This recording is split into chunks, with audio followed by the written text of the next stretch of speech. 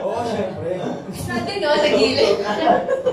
Wait lang, parang hirap to ah. Parang hindi kami kasama. Nag-shower. Ano nag-shower? Teka lang. Yung laway daw. Yung laway. Sorry pa. Nag-shower ang laway. No, yeah, parang it's been comfortable din ako working with it. Kasi din Bisaya, tapos we're friends pa before. So yeah, I'm open naman to working. Wala naman problem. Ikaw, problema ka pa? Wala naman. Kinikilig po kami dito sa... Kaya nga eh. So, pareho kayong PBB, pero not from the same batch, diba? So, paano kayo nagkakilala? Sa probinsya. Ay, sa Crush na niya ako dati sa province. Oh my God! So, like, magkabayan kayo, ganun? Yeah. Magkaiba lang ng city. Anong tawag? Sige, batiin niyo naman yung taga... Mayong hapon sa mga taga Negros Oriental, mayong hapon sa mga Lola Liha. Sa Bais. Sa mga taga Baez, hello, mayong hapon. Hello, may hapon sa Negros, may hapon sa taga Dumaguete City, and mga taga Dawin. There. So, dati pa pala, hindi lang because of PBB. Okay. Magbabarkada niya naging friend sila ng younger brother ko. Parang nasama yung kapatid ko sa group of friends niya. Yeah, so yun. Okay.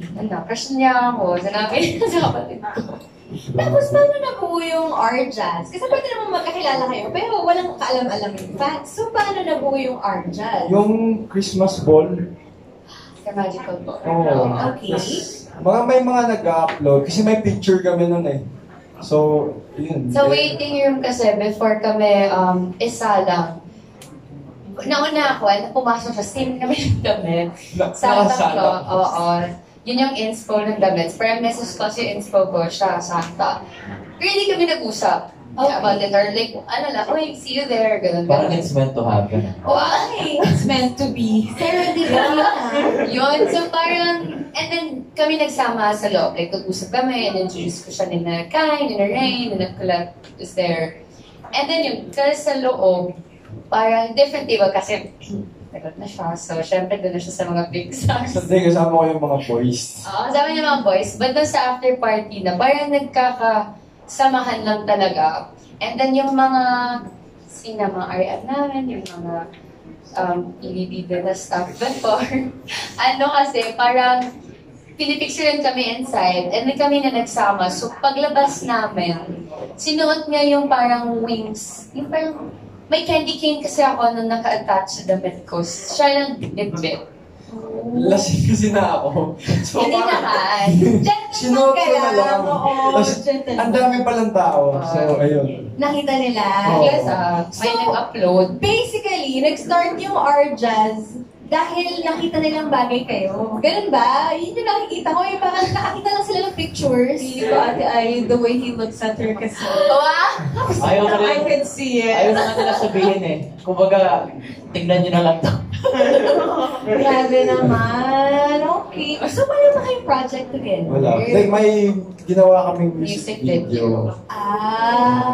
So yun ang first R-Jazz project. Yeah, hindi pa lumabas. Hindi din namin alam kailan. Oo, wala. Malalaman natin sa tagtag panahon. Pero, Alam na ba ng public kung anong song yun? Si yeah, artist? spring in-announce ng director nung nag-direct sa amin. It's Ayoko Na by Zion Aguirre. And pinost na kasi ng director, so pwede na. Oo. Siya yung unang nag-post, so Public na. public. So kung given a choice, ano yung gusto niyo sanang gawin pa in the future together as R-Jazz? Lahat na. Wait, sorry. Grabe na, apa yun ha? Paano yung guardian? Nagpawisan ako. Joke lang. Kahit ano naman. Yeah, so movie, kahit when we were talking, na parang kahit hindi naman kami yung lead, to be part of something na we can work together. Kahit before pa kami nga nagsama ng Star Magical Ball, parang na-open na niya, uy, baka someday, let's work together. Para talagang kami yung may sabi, mga boss, pero yun, one of our wishes before pa yung artist thing na we can work together in one project. So, anything, rom-com, wag lang horror. Yung talaga ayaw ko. Takutin kasi ako. Though genuine, pero takutin, Ay, matakutin. yun nga yung mas magiging mas maganda kasi totoo talaga yung sigaw mo. Pero sino ba naman ako para mag-know? So, doctor, why not? Ay, hindi ka Let's ba sa go. horror, Arjan? Oo. Oo. Patay ka. Pwede na. Kaya niya yan. Akala ko ba lahat na? Oo. Bakit may kaya niya yan. exemption sa... Sige na lahat na po kahit horror. Bukas kasi mahapon na umulan pa. Bukas. Ito na lang, kung yayain ka sa horror movie date ni Arjan, papayag ka ba o mag-no ka? Dapat pumayag siya. Wow! Okay. Tara, di. Alis na tayo. Order mo lang pagpe ah.